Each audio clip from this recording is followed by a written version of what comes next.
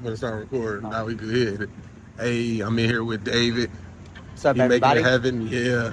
He getting calls already. The Already dispatch getting phone calls. Don't need. It's 8 o'clock. People first, it's David. How can I help We you? here 2 hours early. David in action. Hey, what's up, Getting busy. Reynaldo? Somebody probably calling out or something. For today?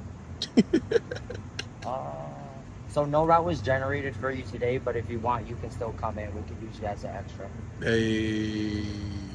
All right. Wait, is it People already calling David in. Yeah. We in here 2-3 hours early, and people right. calling to check on their route or see what's going on. Hey, David, I got a quick question. How often does that dispatch phone ring? Oh, this dispatch phone, it rings a lot, quite frequently, actually. We get calls from accidents to belligerent customers to can't find the address, things like that. Like yesterday, we had an incident where a driver went to an apartment building, and the customer notes told the driver to deliver to leasing office. However, that's not how the company wanted it delivered. Then again, made the driver go back and re-deliver the packages. So it's just things like that, you know. Obviously, we get car accidents. Yeah, they made him go back and do one by one. John LeBoy. So John LeBoy, what I told the management owner was just this one time. What my driver's going to do is he's going to assist you. Right. But I was like, after today, this is an Amazon problem. Right. You know, the drivers have no choice to deliver the package at the specified location that the customer requested. The leasing office. The leasing office, especially if the geofence is tagging at that building. Right.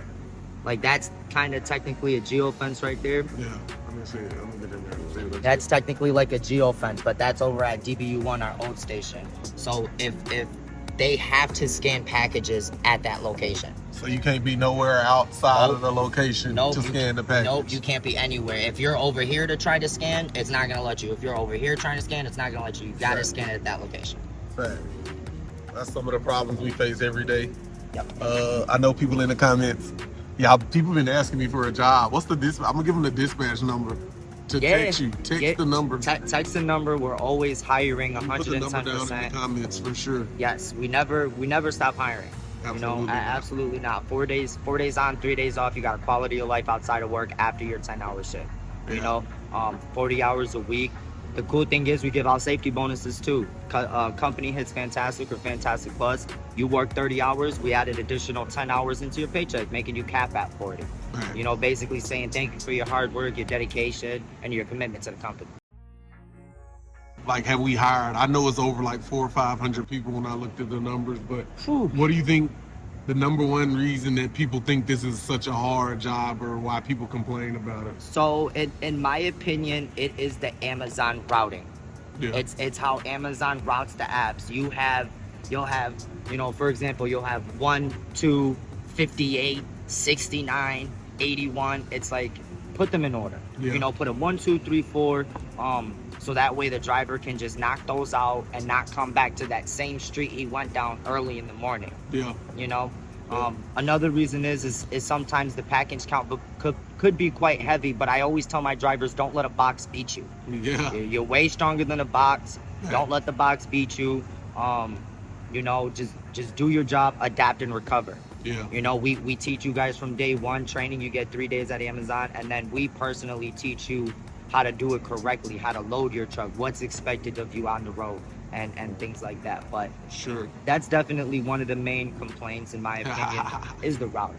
Yeah. Like but it's some things like Project Cheetah or some things we use, and absolutely. you gotta think the routing's bad, but it gets better. I mean, you got to think Amazon's only been doing this since 2015 compared to FedEx and UPS, so they probably got the GPS and the maps, but to be new, they do pretty good with it.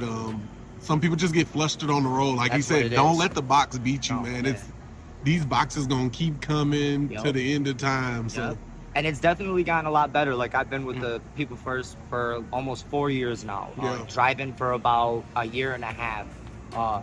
And that's one thing I can say is Amazon definitely updates their system constantly. There's updates almost every other month. They're trying their hardest to make it easier for the drivers, for sure. Yeah.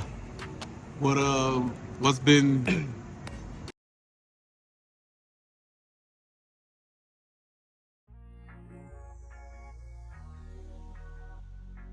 What's been probably your craziest like delivery? What's the craziest person you delivered to? All right. So I already know the story. I was my first day driving on the road as a step van driver, and we were out in Saunders Settlement over by the Seneca Nation area, right? Yeah. So I guess the night before there was an accident at that location that knocked out a do not enter sign. Yeah. So the Amazon GPS says make a left down this unnamed road. I make the left down the unnamed road, and then this big tractor trailer just starts chasing me. And I have no idea why he's chasing me. So I finally get to the office, I get out, and he is just screaming at me, blowing at me. I immediately call Chastity. You know, Chastity's like, just leave. You know, deliver the package and leave. The lady was really nice, but that I think that was the craziest thing, being chased by those big bulldozers. That's like, crazy. He was really gunning it. That's crazy. It was nuts. He was on the Indian reservation? Yeah, it was wild. nuts. It was, I couldn't believe it. Couldn't believe it. I'm like, yo, this is crazy. Nah, for sure. Nah, that's crazy. Yeah. Nah,